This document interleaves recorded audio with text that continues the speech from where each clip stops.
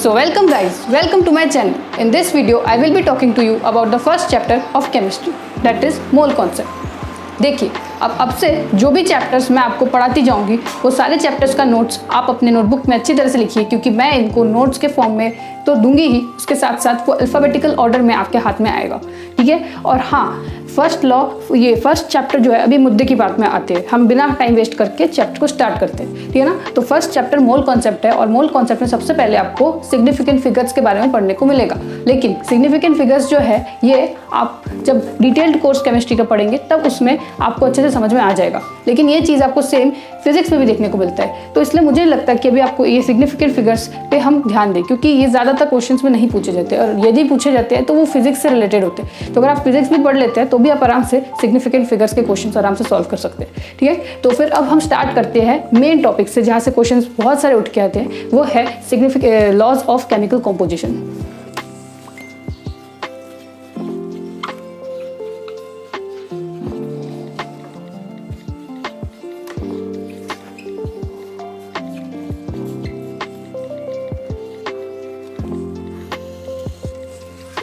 अच्छा, laws of chemical composition को पढ़ने से पहले मैं आपको एक इंपॉर्टेंट चीज़ बता दूं कि मैं जिस तरह से यहाँ पे स्टार मार्क करके ABCD करके अल्फ़ाबेटिकल फॉर्म में आपको नोट्स लिख के दे रही हूँ, ठीक उसी प्रकार आप भी अपने नोटबुक में उसी स्टार मार्क करके वहाँ पे नोट्स नंबर ABCD करके लिखे, क्योंकि नेक्स्ट वीडियो में मैं आपको इन्हीं छोटे छोटे नोट्स के क्वेश्चन सॉल्व करवाऊंगी। बहुत सारे क्वेश्चन होंगे और उन क्वेश्चन के आंसर मैं बोलूँगी आपको कि उस नोट को रेफर करके फिर आप उन क्वेश्चन के आंसर को सॉल्व करो। जैसे कि मेरे पास एक क्वेश्चन आएगा तो मैं बोलूँगी कि नोट नंबर A का ये क्वेश्चन है, तो आपके लिए बहुत ज़्यादा ईजी रहेगा कि क्वेश्चन का फॉर्मूला मैं कहाँ से उठा रही हूँ। मेरे ही दिए गए मेरे पढ़ाए गए जो भी नोट्स मैं आपको प्रोवाइड करूँगी, उन्हीं नोट्स से आपको ये क्वेश्चन सॉल्व करने पड़ेंगे। तो ये आपके लिए बहुत ज़्यादा सिंपल हो जाएगा, और यही इस वीडियो को सबसे ज़्यादा यूनिक बनाते हैं कि एक टीचर किस पर्सपेक्टिव से क्वेश्चन को सॉल्व करता है। ये चीज़ जो है ना, ये आपके दिमाग में आ जाता है। तो ठीक है, तो मैं फर्स्ट लॉ से स्टार्ट करती हूँ, मोल कॉन्सेप्ट को।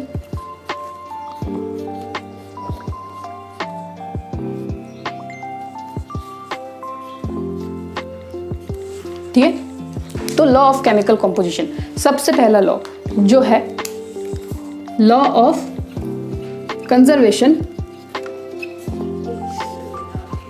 ऑफ मास का क्या कंजर्वेशन। मैं इसको ये टॉपिक है और ये सब टॉपिक है, तो मैं इसको इसके फॉर्म में लिखती हूँ। अच्छा, अब मुद्दे की बात करते हैं। Law of conservation of mass बिल्कुल law of conservation of energy से ही रिलेटेड है, वही है सेम चीज़ जो आपने 9th क्लास से पढ़ा था, मास can neither be created nor be destroyed. तो इसको अच्छे से लिखने की कोई ज़रूरत नहीं है, ये आप खुद भी लिख सकते हैं। जो मेन बात है इस वर्ड का वो ज़्यादा इंपॉर्टेंट है, इसका एक्सप्लेनेशन बहुत ही ज़्यादा इंपॉर्टेंट है। तो इसका एक्सप्लेनेशन क्या है कि देखिए, इसका एक्सप्लेनेशन कुछ इस प्रकार है, mass remains constant throughout the reaction.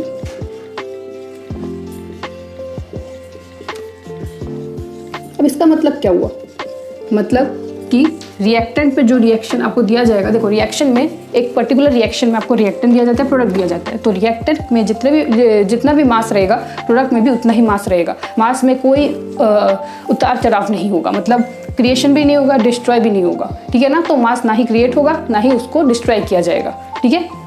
अच्छा, तो ये हो गया फर्स्ट, ठीक है। अब देखो दूसरी बात क्या है, तो ठीक है, आप ये भी लिख सकते हो, mass of reactant is equal to mass of product.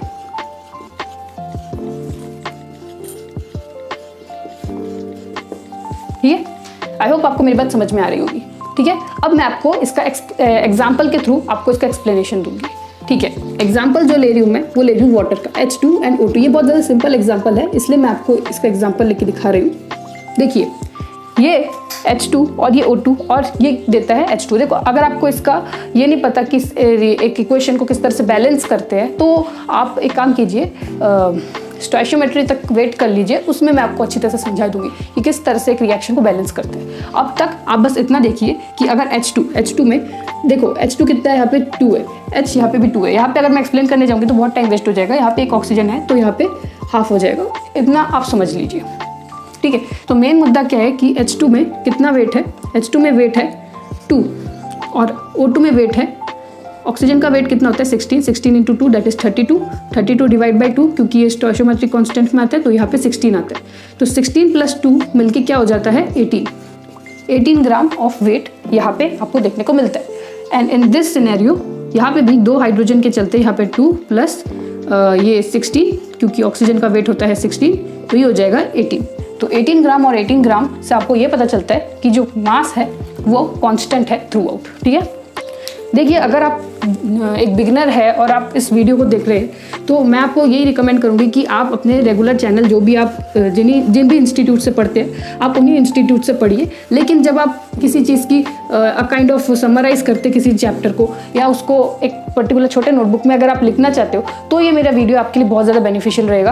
Otherwise अगर आप एक बिगिनर हो तो आपको अच्छी तरह से समझना है कि मॉलिक्यूल किसे बोलते हैं, एटम किसे बोलते हैं और रिएक्शन को बैलेंस किस तरह से करते हैं और पीरियोडिक टेबल में क्या क्या हाइड्रोजन ऑक्सीजन की इलेक्ट्रॉनिक कन्फिग्रेशन होती है और उनके मास को किस तरह से निकाला जाता है। ये सब चीज़ें आपको अच्छे से पता होनी चाहिए क्योंकि मैं यहाँ पे अगर आपको मास एक्सप्लेन करते हुए बैठ जाऊँगी कि एटॉमिक मास किस तरह से निकालते हैं वगैरह तो आपके लिए बहुत ज़्यादा टाइम कंज्यूमिंग हो जाएगा और फिर ये वीडियो एक समरी नहीं रह जाएगा, फिर वो एक वीडियो एक पर्टिकुलर बड़ा वीडियो में कन्वर्ट हो जाएगा। ठीक है, तो मैं नेक्स्ट लॉ की तरफ चलती हूँ। बिफोर गोइंग टू दैट मैं आपको एक और बात बता दूं कि जो लॉ ऑफ कंजर्वेशन ऑफ मास है इसको किसने डिस्कवर किया वो भी बहुत ज़्यादा इंपॉर्टेंट होता है। ठीक है, जो किसने डिस्कवर किया मैं आपको इसका एक नाम है बट इसके नाम को एक ट्रिक के थ्रू आपको याद करवाऊंगी। तो इसका ट्रिक क्या होगा, देखो जो कैश कलेक्ट करता है, जो कैश को कंजर्व करता है उसको क्या बोलते हैं कैशियर। और जो लाभ मतलब प्रॉफिट, हाँ लाभ को क्या करता है कलेक्ट करता है या कंजर्व करता है उसको क्या बोलते हैं लेवोशियर। आई थिंक आपको ये छोटा सा ट्रिक आपको याद रहेगा। देखो लेवोशियर का मतलब है, लेवोशियर का काम है लाभ उठाना।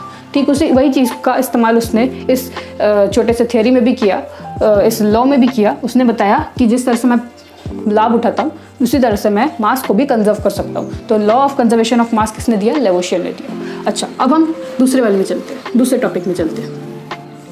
दूसरा है लॉ ऑफ, अच्छा बिफोर गोइंग टू दैट मैं पहले इसके साइंटिस्ट के बारे में बात करती हूँ। देखो प्रीस्ट लोग तो आपको पता है, जो लोग पंडित होते हैं उनको प्रीस्ट बोलते हैं। ठीक है, ठीक उसी प्रकार इंग्लिश में एक इंग्लिश मैन है जो इसका नाम प्रीस्ट से ही कुछ रिलेटेड था, उसका नाम था प्राउस्ट। उसकी भी मेंटालिटी बिल्कुल प्रीस्ट जैसी थी। वो क्या था, एक पुजारी था, वो अपने ही वचन में अड़े रहता था। तो एक प्रीस्ट का क्या होता है कि वो अपने वचन में अड़े रहता है, उसकी एक समाज में एक रिस्पेक्ट होती है। तो फिर वो उसी रिस्पेक्ट को पाने के लिए उसने इसी लॉ को, उसी चीज़ को, उसी मेंटालिटी को इस लॉ में इस्तेमाल किया। तो मैं क्या बोलना चाहती हूँ कि ये भी बिल्कुल अड़ा हुआ था, डटा हुआ था, जस्ट लाइक अ प्रीस्ट। तो डटा हुआ था मतलब कि वो वेराई नहीं कर रहा था, वो कांस्टेंट था। तो law of constant proportion,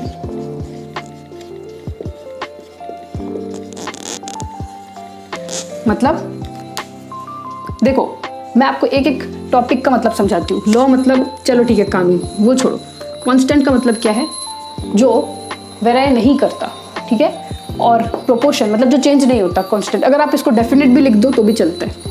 definite, जो प्रीस्ट लोग होते हैं वो डेफिनेट होते हैं अपनी चीज़ों में, तो कांस्टेंट होता है, वो एक ही चीज़ आप याद कर सकते हो। और प्रोपोर्शन आपने 9th क्लास में पढ़ा होगा, आई थिंक सो, आपने प्रोपोर्शन पढ़ा होगा, रेशियो एंड प्रोपोर्शन। उसका मतलब भी वही होता है कि kind of ratio, fractional form को अगर आप इसको रेशियो में कन्वर्ट करते हो उसको बोलते हैं प्रोपोर्शन।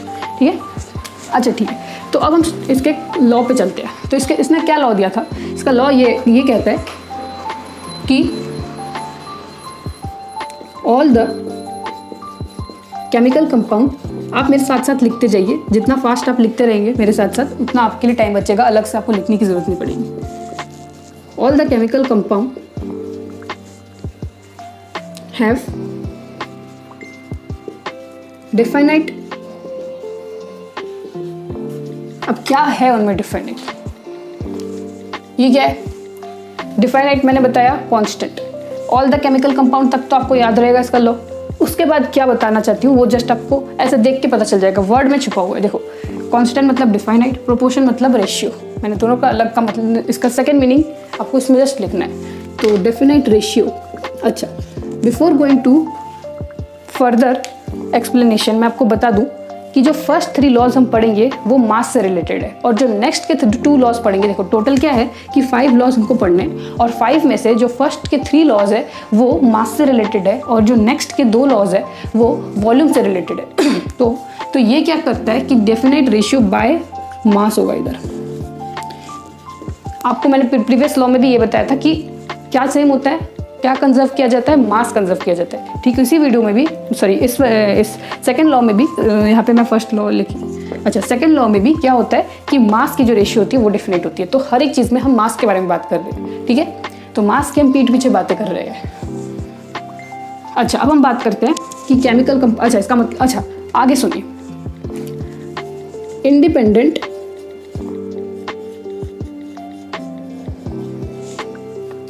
Of their source. इसका मतलब ये हुआ कि किसी भी कंपाउंड को, ऑल द केमिकल कंपाउंड, किसी भी कंपाउंड को अगर आप किसी भी जगह से उठाते हैं, कहीं से भी अगर वो आता है, तो उसका जो मास होता है, उसकी जो रेशियो होती है वो सेम रहती है, उसकी कांस्टेंट रहती है उसके मास की रेशियो। फॉर एग्जाम्पल, मैं आपको एक एग्जाम्पल के थ्रू समझाती हूँ। हमने हाइड्रोजन लेना है, ठीक है ना, हाइड्रोजन को लेते, चलो हाइड्रोजन को नहीं सॉरी वाटर को लेते, H2O। वही एक ही एग्जाम्पल हम बार बार लेते चलेंगे। तो हम लेते हैं H2O, ठीक है। अब H2O को देखना, हम H2O डोमेस्टिक वाटर ले लो, चलो डिस्टिल्ड वाटर ले लो, पीने का पानी। दूसरा H2O ले लो आप, रेन वाटर।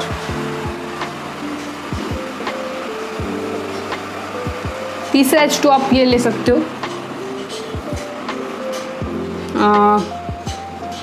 ओशन का। तो आप कहीं से भी H2O उठा लो, इनका जो रेशियो ऑफ इनका जो रेशियो ऑफ वेट होता है, देखो अब वेट्स का रेशियो किस तरह से निकालेंगे। तो इसमें कितने मॉलिक्यूल्स है, 2 मॉलिक्यूल्स है। एटम्स कितने हैं, 2 + 1 3। तो कितने मॉलिक्यूल्स है, 2 मॉलिक्यूल्स है। तो दोनों मॉलिक्यूल के वेट्स को लिखो। तो H2 का वेट कितना होता है 2, और ऑक्सीजन का वेट कितना होता है 16। तो इसका क्या आ जाएगा 1/8, और इसका रेशियो क्या हो जाएगा 1:8। तो इसका भी 1:8, इसका भी 1:8।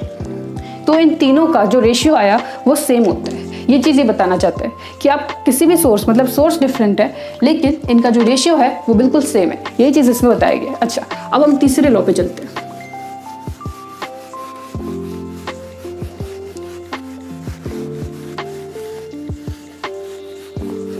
साइंटिस्ट का नाम मैं पहले एक्सप्लेन करती हूँ, फिर मैं आपको बताती हूँ कि उसने लॉ क्या दिया, क्योंकि साइंटिस्ट के नाम पे ही बेस्ड है वो लॉ। आई थिंक ये इतने अच्छे से मिटा नहीं। तो हम तीसरे लॉ की बात करते हैं। तो तीसरा लॉ है लॉ ऑफ मल्टीपल प्रोपोर्शन।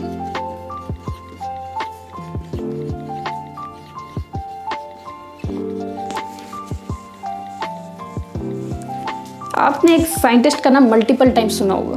ये वर्ड मल्टीपल मैंने इसलिए काटा क्योंकि आपके दिमाग में फिक्स रहे कि आपने एक साइंटिस्ट का नाम मल्टीपल टाइम साइंस के फील्ड में तो सुना ही होगा। बायो वाले स्टूडेंट्स ने तो कुछ ज़्यादा ही सुना होगा। उसका नाम है डाल्टन। ये इंसान इतना महान है कि इसको मल्टीपल लोग जानते हैं। तो इसने भी एक लॉ दिया जो कि मल्टीपल प्रोपोर्शन को डिटरमाइन करता है, डिफाइन करता है।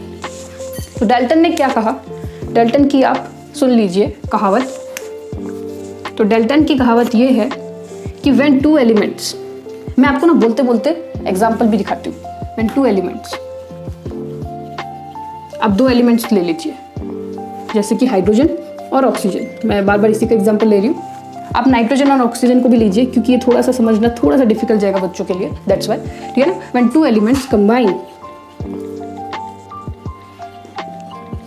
मतलब मैंने ऐड कर दिया दोनों को, हाँ। तो when 2 elements combine to form 2 or more products,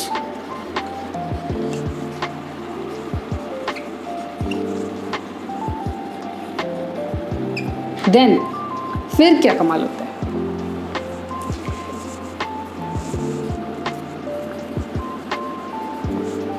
mass of an element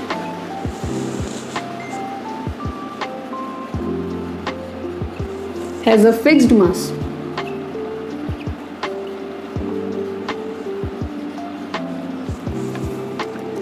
देखो अब मेरी बात पूरी अच्छे ध्यान से सुनो। व्हेन 2 एलिमेंट्स, 2 एलिमेंट कंबाइन मतलब ऐड कर दिया to form 2 or more products. अब इनके देखो हाइड्रोजन के एक्चुअल में 2 प्रोडक्ट्स है और नाइट्रोजन के मैनी प्रोडक्ट्स है, ठीक है ना। तो मैं इसके 2 प्रोडक्ट्स बना लेती हूँ। एक तो है H2O, एक तो है H2O2।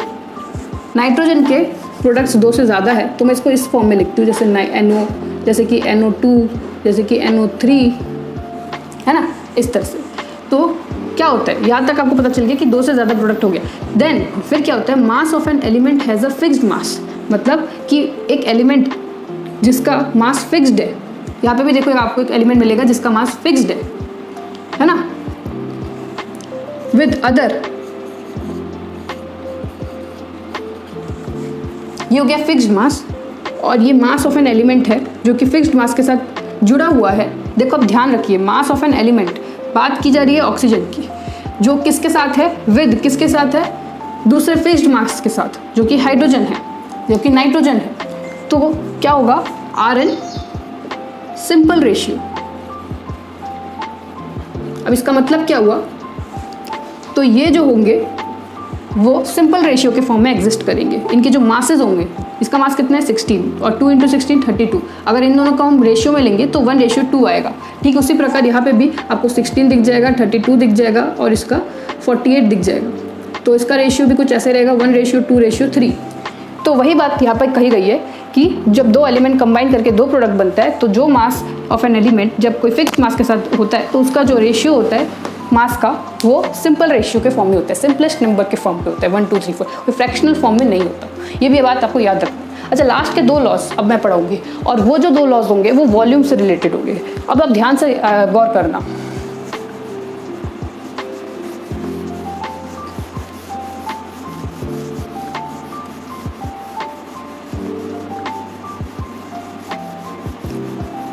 मुझे समझ में नहीं आ रहा कि ये मिट क्यों नहीं रहे अपने अच्छे से।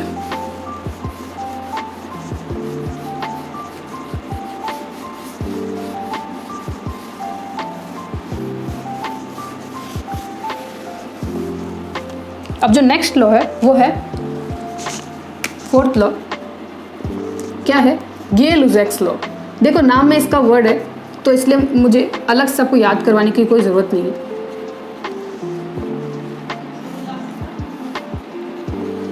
देखिए गे-लुजैक ने क्या बोला, वो अब देखो, अब वॉल्यूम पे सारी बातें आएंगी, और दोनों के दोनों का नाम मैं यहीं पे लिख देती हूँ क्योंकि वो आपके लिए बहुत ज़्यादा इजी रह जाएगा। एक हो जाएगा गे-लुजैक्स लॉ और दूसरा हो जाएगा एवोगाड्रोस लॉ। नाम में है इनका। दोनों ने क्या बताया सुनिए। दोनों का जो डेफिनेशन है वो स्टार्ट एक ही चीज़ से होता है, एट, यहाँ से लिखती हूँ मैं, at constant temperature and pressure. यहाँ पे भी at constant temperature and pressure. अब आगे सुनिए,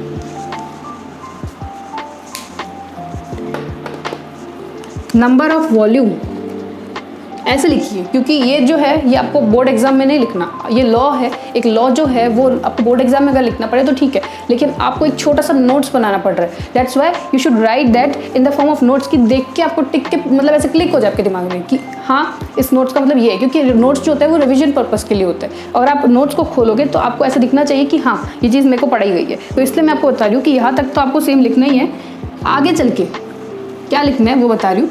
number of molecules, sorry moles is equal to number of volume। Volume जो हो जाएगा एट कांस्टेंट टेम्परेचर और प्रेशर में, नंबर ऑफ वॉल्यूम जो हो जाएगा वो नंबर ऑफ मोल्स के इक्वल हो जाएगा। बट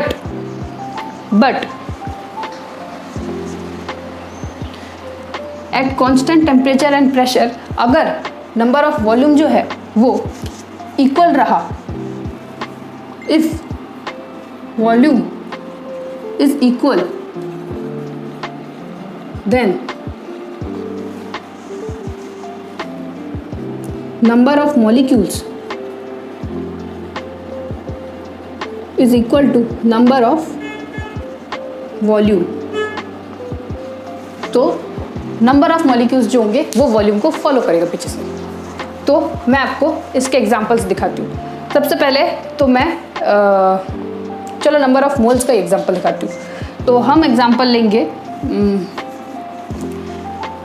हेबर्स प्रोसेस का, that is N2H2 gives NH3। देखो यहाँ पे कितने नाइट्रोजन है, 2, चलो मैंने बहुत फास्ट कर दिया। अच्छा, मेन जो चीज़ है आपको ये ध्यान रखना है, इसमें कितने मोल्स है मैं यहाँ पे लिखती हूँ मोल्स, नंबर ऑफ मोल्स कितने हैं, ठीक है। और मैं यहाँ पे लिखती हूँ कि नंबर ऑफ, ये हो गया मोल्स कितने हैं, वॉल्यूम कितनी है, ठीक है। अच्छा, मोल्स कितने हैं 1 प्लस यहाँ पे कितने मोल्स 1, यहाँ पे कितने हैं 3 और यहाँ पे कितने हैं मोल्स 2। वॉल्यूम कितनी है मैंने बताया कि जो मोल्स होगा वही वॉल्यूम होगा, तो वॉल्यूम हो जाएगा 1 लीटर, 3 लीटर और 2 litre. I hope you got my point. अच्छा, अब हम बात करेंगे सेकेंड एवोगैड्रो लॉ की।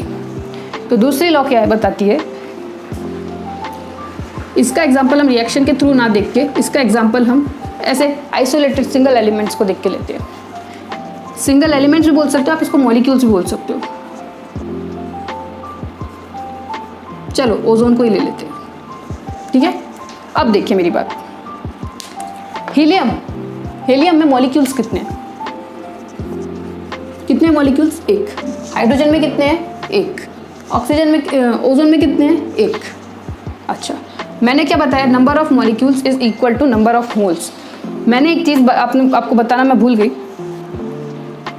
कि नंबर ऑफ एटम्स जो है वो इक्वल नहीं होगा। आप इसको भी ऐसे लिख सकते हैं। आप मान लीजिए कि एक छोटा सा चिट है कि जो एग्जाम के टाइम पे अगर आप उनको छोटे छोटे एक एक बॉक्स में, एक एक पेज में भी अगर आप लिख के अपने दीवार में चिपका लेते हैं, तो एग्जाम से पहले क्या होगा कि आप जस्ट उनको देखोगे और जस्ट उस पर क्वेश्चंस करोगे, जस्ट देखते ही आपको क्लिक हो जाएगा काइंड ऑफ चिट के फॉर्म में, तो आप एग्जाम में तुरंत एग्जाम के आंसर सारे के सारे दे सकते हो। अभी एग्जाम्स बहुत ज़्यादा सिंपल होने लगे हैं और इन्हीं सारे टॉपिक्स में से पूछे जाते हैं। तो हम बात करते हैं मुद्दे की, जो कि है वॉल्यूम। तो वॉल्यूम क्या हो जाएगी, मैंने अभी बताई कि जो मॉलिक्यूल हो जाएगी वही हो जाएगी इसकी वॉल्यूम। 1 litre 1 litre 1 litre. अच्छा, अब एटम्स कितनी होंगी, अब आप मुझे बताओ एटम्स कितने हैं इसमें। 1 तो 1, इसमें कितने हैं 2 2, इसमें कितने हैं 3 3। ये चीज़ इनको एटम्स बोलते हैं, समझे। I hope you got my point and this is all about the video of laws of chemical composition. अब हम बात करेंगे सेकेंड नोट्स की, जो होगी हमारी बी पॉइंट, ठीक है।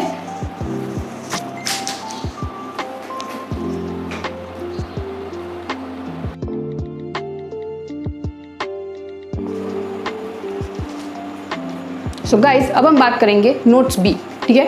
तो ये हो गया हमारा नोट्स बी। तो मैंने यहाँ पे बी से रिप्रेजेंट किया है, आप भी इसको इस तरह से कीजिए, ये आपके लिए बहुत ज़्यादा बेनिफिशियल रहेगा, ठीक है। अब हम बात करते हैं नोट्स बी की, जिसमें हम बात करेंगे मॉलिक्यूलर मास, थोड़ा ऊपर लिख देती हूँ मैं,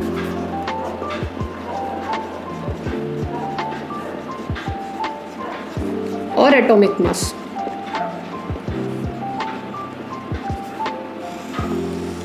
आई एम श्योर कि आप लोगों को पता होगा कि मॉलिक्यूलर मास और एटॉमिक मास का मतलब क्या है, तो फिर भी अगर नहीं पता तो इसका मतलब है नंबर ऑफ न्यूक्लियॉन्स, ठीक है। अच्छा, अब हम एटॉमिक मास के 4 पार्ट्स की बात करेंगे, ठीक है। तो सबसे पहले हम हेडिंग डालते हैं एटॉमिक मास। अब इसके 4 पार्ट्स की बात करेंगे हम।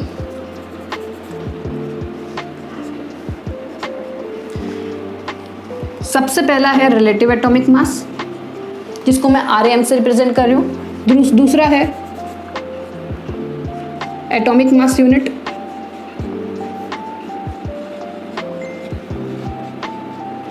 जो कि AMU से रिप्रेजेंट किया जाता है। और तीसरा है, मैं यहाँ पे एक काम करती हूँ, तीसरा और चौथे में यहाँ पे तीसरा लिखती हूँ, थोड़ा सा स्पेस चाहिए रहेगा मुझे, दैट्स वाई। तो तीसरा है एटॉमिक मास,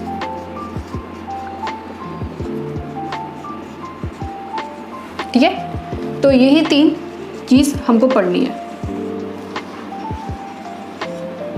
तो ध्यान से सुनिए, हम स्टार्ट करेंगे एटॉमिक मास का एक्सप्लेनेशन से।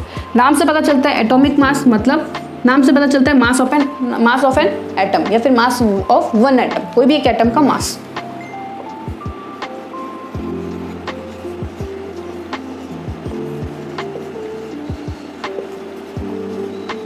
ठीक है। अब देखो, अब है एटॉमिक मास यूनिट। अब कोई भी एटम का मास नहीं, ये इसका मतलब कोई भी एटम का मास नहीं, इसका मतलब एक ऐसे एटम का मास जो कि सारे एटम्स में एक स्टैंडर्ड एटम हो।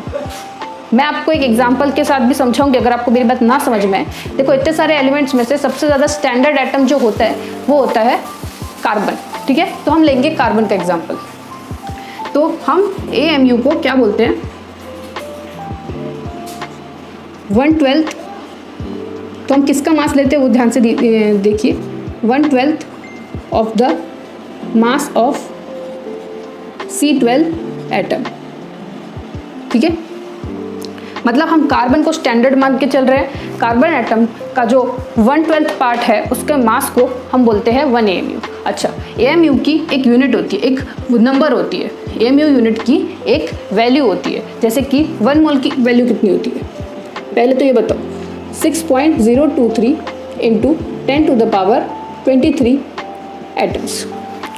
मतलब अगर 1 मोल एटम्स है तो इतना एटम्स, कुछ भी अगर जो भी हो गया, ये हो जाता है 1 मोल की वैल्यू। ठीक उसी प्रकार अगर हम 1 AMU की बात करें तो 1 AMU की भी एक वैल्यू होती है, जो क्या होती है 1.66 या 1.67 भी बोल सकते हो, इंटू 10⁻⁻24 ग्राम। अगर आपने ये भी चीज़ याद कर ली तो ये आपके लिए बहुत ही ज़्यादा ईजी रह जाएगा। ठीक है, अब AMU के बाद हमारा जो तीसरा चीज़ आता है वो आ जाता है रिलेटिव एटॉमिक मास। रिलेटिव मतलब पता चल गया, एटॉमिक मास को रिलेट करना। रिलेट कैसे करते हैं हम, डिवीजन के थ्रू करते हैं। अगर मैं बता दूं कि मैं और मेरा भाई, हम दोनों में क्या कंपैरिजन है, हम कौन कैसा दिखता है, किसकी हाइट कितनी लंबी है, ऐसा, तो हम अगर कंपेयर करें किसी को किसी के साथ, तो हमको क्या करना पड़ेगा, डिवाइड करना पड़ेगा, सो दैट हमको दिख पाए कि हम इतने रेशियो, इतने फ्रैक्शन से, इतने टाइम्स उससे छोटे बड़े हैं, है ना। तो उस चीज़ को देखने के लिए हमको क्या करना पड़ेगा, एटॉमिक मासेस को डिवाइड करना पड़ेगा। This is very simple. तो हमको क्या करना है, हमने अभी जो पढ़ा एटॉमिक मास, उसी का division with atomic mass unit. I hope मुझे आपको मेरी बात समझ में आ गई होगी। मैंने AMU से डिनोट किया सो दैट आपको दिक्कत ना आए। देखो अब ये तो बात आ गई कि जिनको समझ में आ गया उनके लिए तो ये बहुत अच्छी बात है। अब देखो जिनको नहीं समझ में आया, देखो एटॉमिक मास यूनिट को मैं इस तरह से लिखूंगी, 1/12 ऑफ कार्बन 12।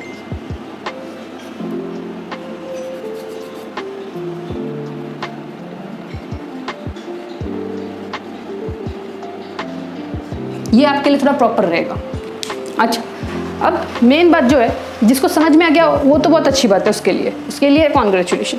लेकिन जिनको समझ में नहीं आया उनको मैं एक सिंपलेस्ट फॉर्म ऑफ वे या फिर कुछ भी बोल दो कि उनकी तरह समझाना चाहती हूँ मैं। देखिए क्या है कि अगर आपको नहीं समझ में आया तो एटॉमिक मास को आप इंडिया के स्टेट से रिलेट कीजिए। ठीक है ना, आप मान लीजिए कि एटम्स जो है वो इंडिया के स्टेट्स है।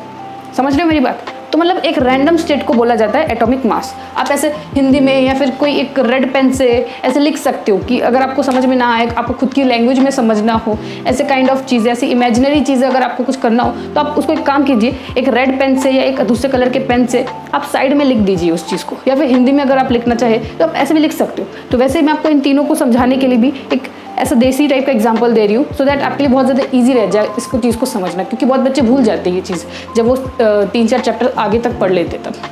तो मैं आपको बताती हूँ एटॉमिक मास को कैसे याद कर सकते हो कि इंडिया का एक रैंडम स्टेट उठा लो, तो ऐसे रेड पेन से आप ऐसे स्टार मार्क करके लिख सकते हो कि रैंडम स्टेट मतलब कोई भी एक स्टेट इंडिया का।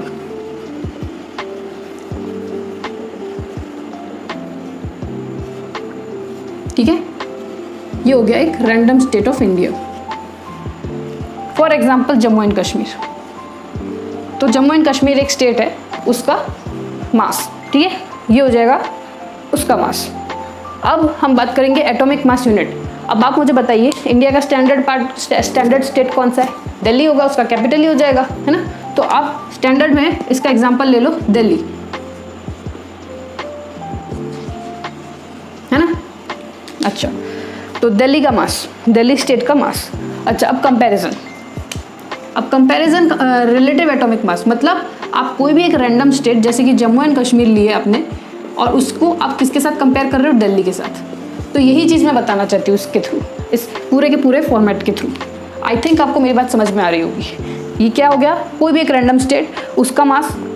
ये क्या होगा, स्टैंडर्ड स्टेट जो कि हमने कार्बन लिया है, अगर आप इंडिया को माने तो फिर दिल्ली मान लो, और फिर उसका कंपैरिजन किसी रैंडम स्टेट के साथ करना हो तो उसको डिवाइड करना है, जस्ट ये था।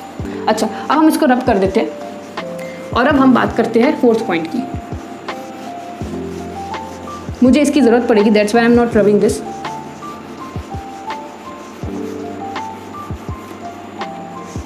तो फोर्थ पार्ट हो गया हमारा ग्राम एटॉमिक मास। देखिए ग्राम एटॉमिक मास क्या होता है, देखो ये क्या हो गया, मास ऑफ वन एटम। अब इसको छोड़ो, ये स्टेट वेट जो भी मैंने लिखा है, अब इसको स्टेट वेट से रिलेट नहीं करना मेरे को, इसलिए मैं इसको अलग से पढ़ा रही हूँ आपको, ठीक है।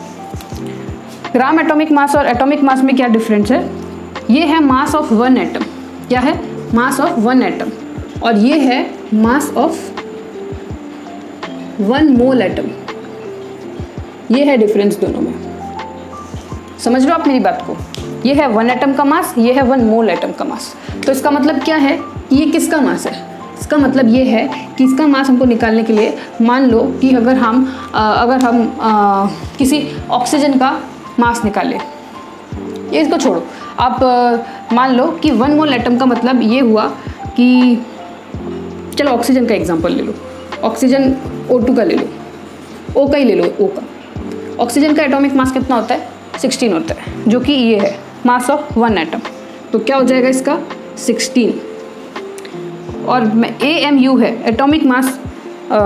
देखिए क्या है कि जब आप 16 को लिखते हैं तब आप रिलेटिव वे में अगर आप लिखे तो आपको उसमें AMU डालना है, ठीक है।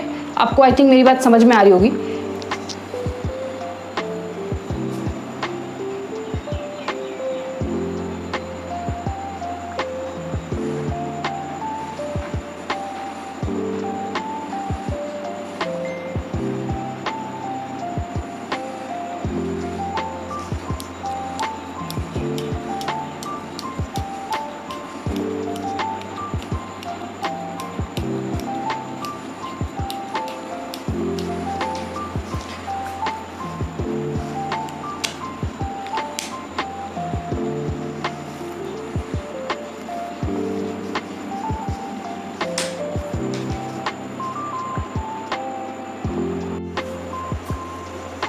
अब हम बात करते हैं इसके रिप्रेजेंटेशन की। अब इसको रिप्रेजेंट कैसे करना है, देखिए अब तक तो हमने इसका डिस्कस कर लिया कि ये क्या क्या। देखो मैंने बीच में इसलिए काटा है क्योंकि इसको रब करने में बहुत ज़्यादा टाइम लगता है, तो टाइम वेस्ट मैं बिल्कुल नहीं चाहती इस एक वीडियो में। मुद्दे की बात ज़्यादा होना चाहिए एक वीडियो में, ये ऐसा मेरा मानना है। अच्छा तो ध्यान दीजिए, रिलेटिव एटॉमिक मास में क्या होना चाहिए, इसका जो अब तीनों का सिर्फ एक ही चीज़ बचा हुआ है वो है इनका रिप्रेजेंटेशन।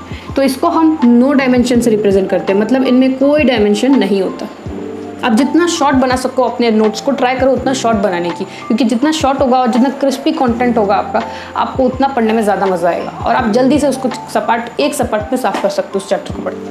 अच्छा अब हम बात करेंगे एटॉमिक मास यूनिट की। एटॉमिक मास यूनिट को हम क्वेश्चन में नहीं लेते क्योंकि ये क्या है, एक स्टैंडर्ड एटम है जिसका हमको कोई यूज़ नहीं है, क्योंकि क्वेश्चन में हमको रैंडम एटम्स दिए जाएंगे जैसे कि ऑक्सीजन, हाइड्रोजन, हीलियम, ऐसी चीज़ें, तो हमको इसकी कोई इस्तेमाल नहीं करनी, ठीक है। अब एटॉमिक मास जो है दैट इज़ वेरी इंपॉर्टेंट, तो इसका जो यूनिट है वो है AMU। हाँ सही पकड़े आप, यही वाला यूनिट इसमें हम अप्लाई करते हैं, ठीक है। अब हम कुछ एग्जांपल्स लेंगे। अब एग्जांपल, ठीक है, सॉरी फोर्थ वाला पॉइंट मेरा हमारा छूट गया, पहले हम इसकी बात करते हैं। एक है ग्राम एटॉमिक मास, चौथे पार्ट का मतलब सुनिए। देखो एटॉमिक मास का क्या है फॉर्मूला, एटॉमिक मास का डेफिनेशन क्या है। एटॉमिक मास का डेफिनेशन है मास ऑफ वन एटम। ठीक उसी प्रकार ग्राम एटॉमिक मास का डेफिनेशन क्या है, मास ऑफ, ध्यान से सुनिए, one mole atom. I hope आपको मेरी बात समझ में आ गई। तो क्या बोला मैंने, मास ऑफ वन एटम को एटॉमिक मास बोलते हैं और mass of one mole atom को क्या बोलते हैं, ग्राम एटॉमिक मास। तो एक रैंडम एग्जांपल हम ऑक्सीजन का लेके चलेंगे। तो ध्यान दीजिए, यहाँ पे एक एग्जांपल के थ्रू मैं आपको समझाती हूँ। ऑक्सीजन, अगर हम ऑक्सीजन के एटॉमिक मास की बात करेंगे तो इसका आंसर आ जाएगा 16। 16 क्या, 16 AMU या 16 ग्राम एटॉमिक मास। देखो इसको रिप्रेजेंट किससे करते हैं, इसको रिप्रेजेंट करते हैं ग्राम से। रिप्रेजेंटेशन को मैं ब्रैकेट में भर देती हूँ, तो इसको किससे रिप्रेजेंट करते हैं, ग्राम से। इसको मैं ऐसे ही लिख देती हूँ, ग्राम, इसको AMU, इसको नो डायमेंशन, इसका कोई डायमेंशन ही नहीं होता। अगर मैंने 16 लिखा ऑक्सीजन में तो इसका मतलब ये है कि ऑक्सीजन का रिलेटिव एटॉमिक मास है।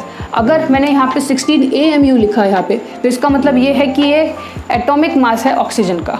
तो हम एटॉमिक मास को किस तरह से रिप्रेजेंट करते हैं, AMU से, हमेशा याद रखना, क्योंकि मोस्ट ऑफ द टाइम ये रिलेटिव एटॉमिक मास और ग्राम एटॉमिक मास आपसे पूछा नहीं जाता। अगर आप दूसरे चैप्टर्स में जंप करोगे तब आपको AMU से ही रिप्रेजेंट करना है अगर किसी का एटॉमिक मास पूछा गया तो।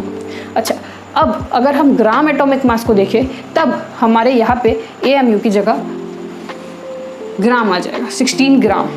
इस तरह से आपको रिप्रेजेंट करना होगा ऑक्सीजन को। आई होप आपको मेरी बात समझ में आ गई होगी।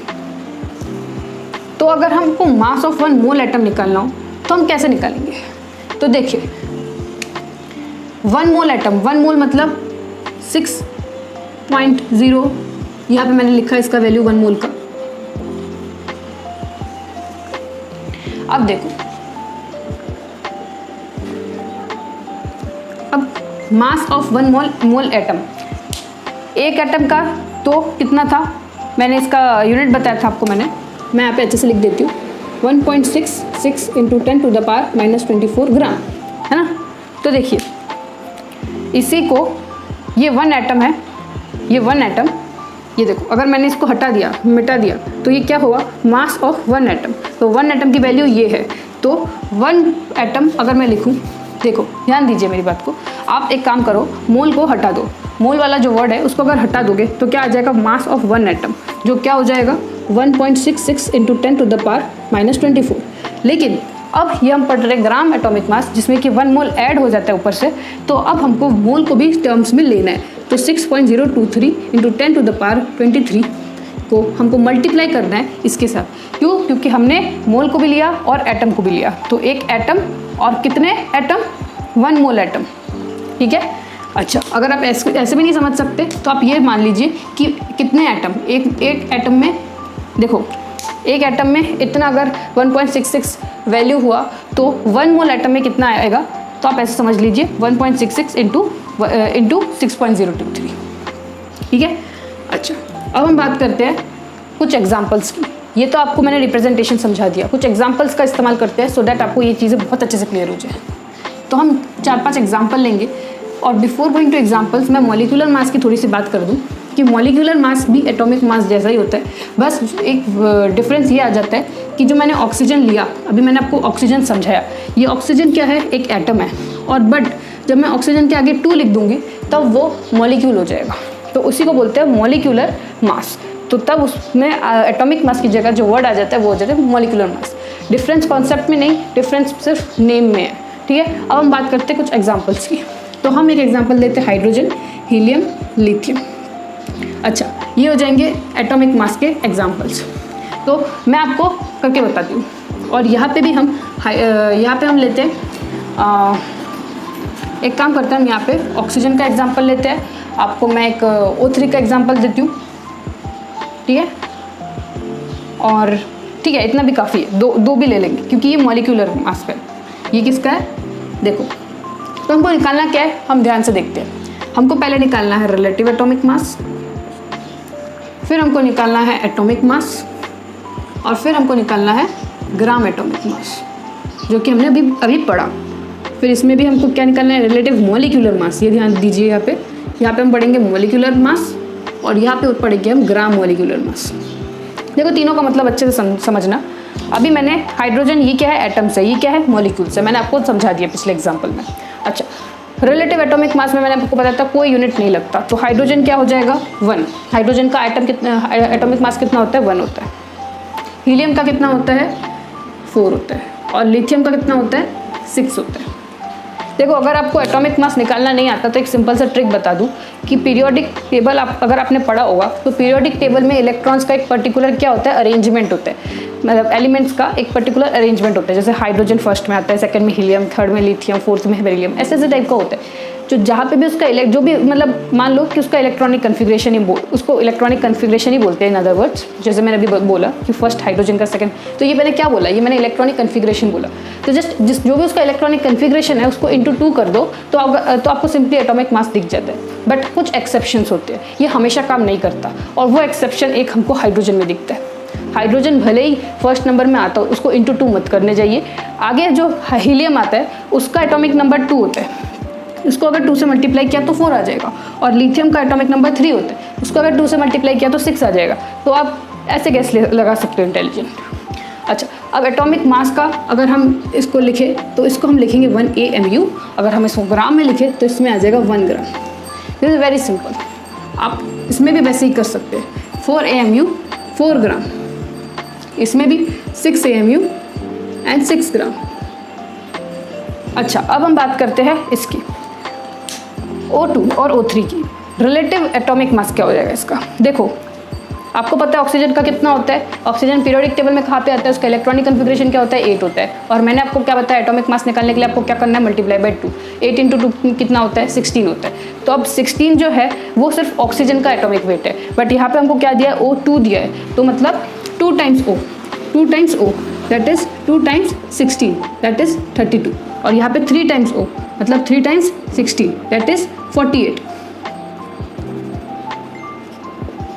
ठीक है, अब इसका मॉलिक्यूलर मास दैट इज 32। अब क्या होगा, MMU या AMU? इतना कंफ्यूज मत होइए, इसका आंसर भी AMU ही होगा। इसको भी AMU ही बोलेंगे, इसको 48 AMU।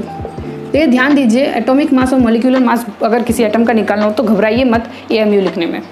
और दिस यहाँ पे 32 ग्राम 48 ग्राम। तो इसी के साथ खत्म होता है हमारा मॉलिक्यूलर मास।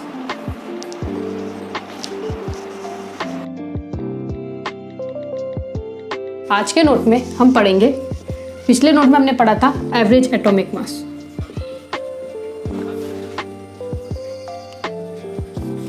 इसमें क्या आ जाएगा, एवरेज एटॉमिक मास। ठीक है, अब देखो एवरेज तो आपने बचपन से सीख रखा है किस तरह से एवरेज निकालते हैं, लेकिन इसमें क्या है, आपको एवरेज 2 टाइप की दिखेंगे।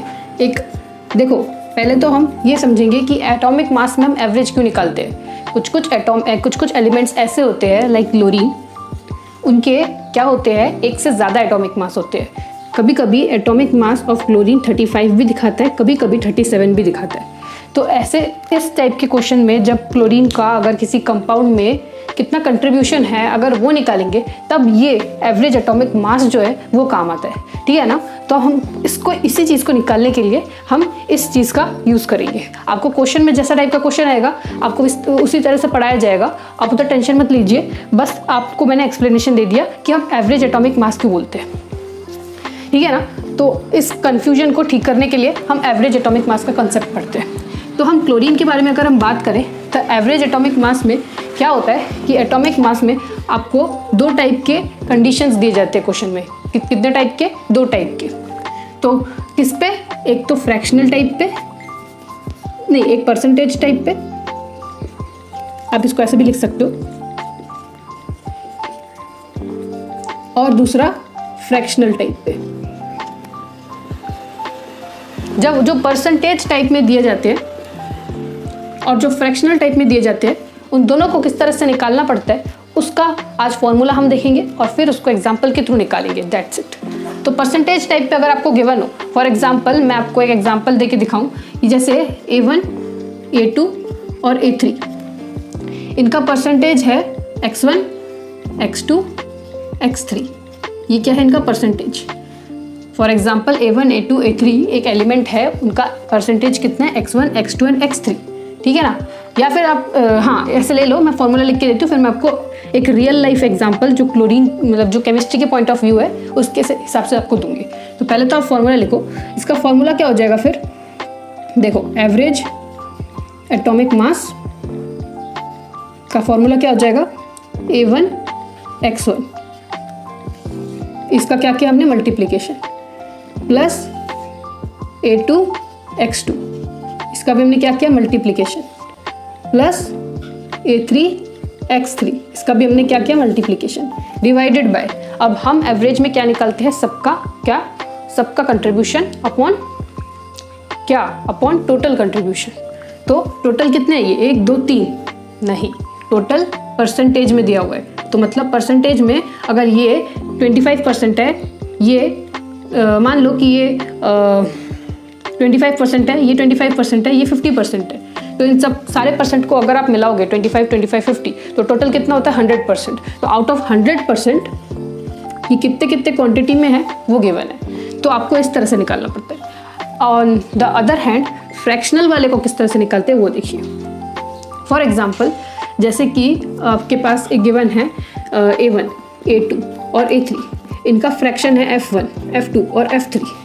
तो क्या करना है, देखो परसेंटेज में क्या होता है कि आपको अगर लिखा हुआ है 88%, इसको अगर आप बड़ा करके लिखेंगे, एक्सपेंड करेंगे, तो आपको इस तरह से लिखना पड़ेगा फ्रैक्शन को। अगर बट फ्रैक्शन के केस में क्या है, जब आप 88 को कॉम्प्रेस करके लिखने जाओगे तो ये आपको इस तरह से लिखना पड़ेगा, है ना। तो फ्रैक्शन में और इसमें क्या फ़र्क है परसेंटेज में, परसेंटेज में आप क्या लिखना पड़ रहा है, हर एक का कंट्रीब्यूशन अपॉन टोटल कंट्रीब्यूशन। लेकिन ये तो ऑलरेडी टोटल कंट्रीब्यूशन के साथ डिवाइडेड ही हो रखा है, ये तो ऑलरेडी 100 के साथ डिवाइड होते होते सारे परसेंटेज बन रहे हैं। तो इसमें क्या होता है, इसका फॉर्मूला कुछ इस प्रकार का होता है, A1 F1 मतलब इसका मल्टीप्लीकेशन, A2 F2 इसका मल्टीप्लीकेशन, A3 F3।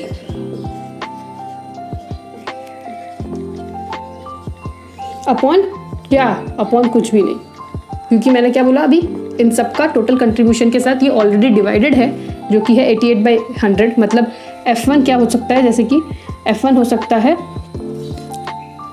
जैसे हमने अभी इसका एग्जांपल लिया, इसका एग्जांपल क्या लिया, मान लो हमने इसका 25% लिया, इसका कितना लिया 25% लिया, इसका कितना लिया हमने लिया 50%। ठीक है, मैं आपको और अच्छे से समझा रही हूँ।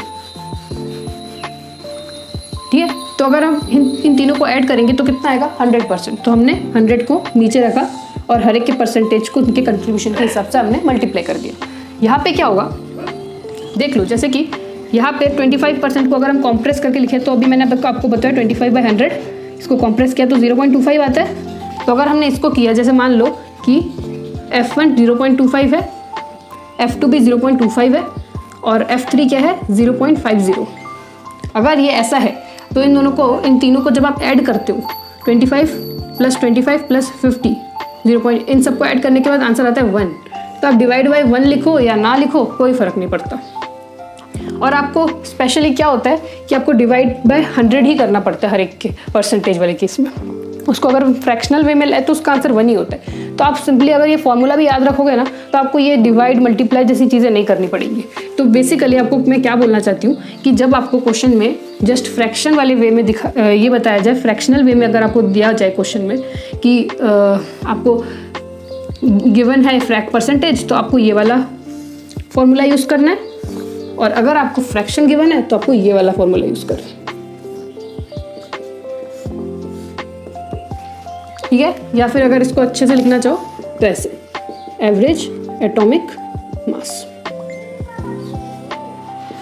ऐसे करके आप सारे क्वेश्चन सॉल्व कर सकते हो। तो इसके जस्ट 2 एग्जांपल दूंगी मैं, और फिर मैं नेक्स्ट नोट्स पे चलूंगी, क्योंकि ये ज़्यादा इंपॉर्टेंट नहीं है। मान लो क्लोरीन 35, अभी मैंने आपको बताया क्लोरीन के 2 आइसोटोप्स होते हैं। एक क्लोरीन 35 जो कि 75% जो कि 25% अवेलेबल है, एंड क्लोरीन 37 जो कि 75% अवेलेबल है।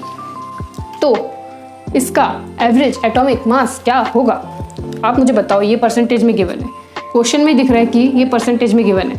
तो क्वेश्चन में जो भी दिखेगी ये परसेंटेज में गिवन है, तो उसका कंट्रीब्यूशन, इसका कंट्रीब्यूशन और उसका आइसोटोप। ये क्या है, A1 A2 A3, ये क्या है, ये है आइसोटोप्स। ठीक है, अच्छा। और ये क्या है परसेंटेज, ये क्या है फ्रैक्शन। तो isotope into contribution, 35 × 25 plus 37 × 75 upon क्या, 25 + 75 कितना होता है 100। इसको या तो ऐसे याद कर लो 25 + 75, अदरवाइज ये वाला फॉर्मूला पुट कर दो, तो आंसर आपको मिल जाएगा। ठीक है, अच्छा। सेकंड बात अगर मैं फ्रैक्शन की करूं, तो मान लो कि क्लोरीन 35 0.75% में अवेलेबल है, और दूसरी तरफ क्लोरीन 37, ये 25 लिखा था ना मैंने, एक काम करती है 0.25% अवेलेबल है और 37 75% में अवेलेबल है। तो फिर आपको 0.75 फ्रैक्शन में अवेलेबल है। तो फिर आपको कैसे सॉल्व करना है, तो आपको ऐसे करना है, contribution into fraction plus contribution into fraction, that's it. फिर आपको जो आंसर मिलेगा that will be your final answer, है ना। So this is the way to solve at average atomic mass. So अब हम चलेंगे डी नोट्स पे।